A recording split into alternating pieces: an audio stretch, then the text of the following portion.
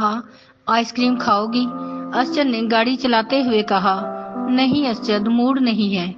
माहा के जवाब में फिर असद ने कहा, हाँ, नाश्ता ज्यादा कर लिया शायद।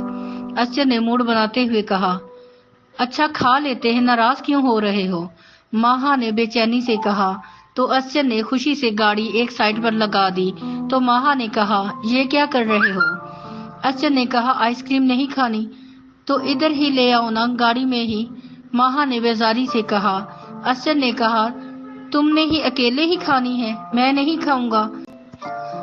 ओ सदके जाऊं, बेचारे क्यों बन रहे हो, मैं खिला दूंगी ना तुम्हें। माहा ने असद वाले स्टाइल में ही कहा। तो असद कहका लगाकर हंसा और गाड़ी से नीचे उतरते हुए, अच्छा मैं आता हूँ लेकर। माहा असद को जाता देखकर मुस्कुराने लगी और ख्यालों में सोचने लगी, कितना अच्छा है ना असद। पहुंच गए हम माहा, ये है सरप्राइज। तो माहा ने हैरानगी से गाड़ी के बाहर इधर उधर देखा।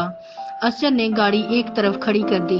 चलो अब तुम्हें कुछ दिखाता हूँ, और माहा को बाहर आने का इशारा करते हुए नीचे उतर आया।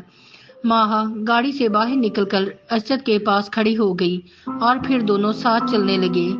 यहाँ हजरत अब्दुल्ला शाह गाजी की दरगाह है, चलो हम ज़ियारत करते हैं। असद ने प्यार भरी नजरों से माहा की तरफ देखते हुए कहा, जिसके चेहरे पर सुकून नजर आ रहा था। असद ने दरगाह के बाहर लगे स्टॉल से फूल लिए और दोनों दरगाह की तरफ चले गए।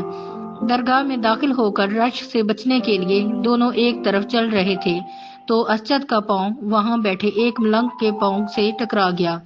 असद गिरते गिरते बचा और फिर मलंग की तरफ मुतवज्जा हुआ कि इसको कोई चोट तो नहीं आ गई। मलंग ने नजर उठाकर असद की तरफ देखा, फिर माहा की तरफ और फिर असद को इशारा करते हुए कहा, वाह बेटा वाह, सब अपने ही हाथों से तबाह कर लिया, क्या इतना सुखरास नहीं आया था तुझे? असद ने हैरान होकर मलंग की तरफ देखा और साथ ही मलंग उठकर रश की तरफ चला गया। असद दिल में घबरा गया, मलंग की आवाजें उसके कान में गूंज रही थी। अब माहा को वो अपनी परेशानी शेयर भी नहीं कर सकता था। माहा, मुझसे कोई गलती हो गई है, मैं घर जाकर इसे ठीक करूंगा। मैं अपनी खुशी को संभाल कर रखना चाहता हूँ।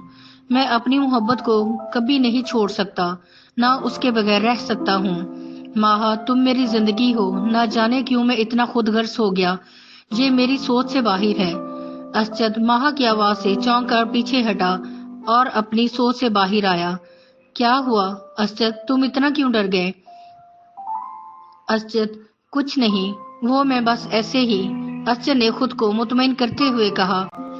फिर दोनों सलाम के बाद वापस निकल आए।